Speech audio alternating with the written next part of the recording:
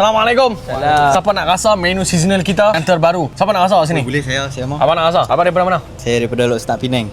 Lok Start Penang. Ambil satu Boleh, rasa. Tapi makan dulu 2-3 gigit, saya tanya. Ada lagi siapa-siapa kat sini yang nak rasa? Saya. Abang nak rasa? Abang nama apa? Sik. Daripada mana? Lok Start kau. Okey, nah ambil setengah biji tu, gigit lah rasa tengok macam mana. Kita bagi depa gigit dulu, saat kita tanya depa rasa macam mana. Kak, tekak Lok Start ni kena tak kena?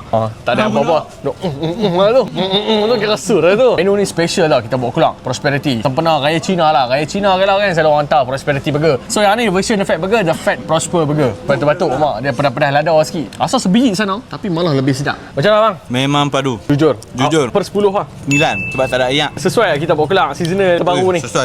Yang ni pula, abang Syed je lah. Saya bagi 8.5. rasa So black macam pepper, mana? Black rasa pepper. pedas-pedas sikit, rasa bawang-bawang sikit. Betul. Sedap. Dia ni food reviewer saya rasa ni. Dia boleh detect semua benda yang ada dalam tu. Apa yang ni okey? Out of 10 berapa? 9 lah. 9 kau.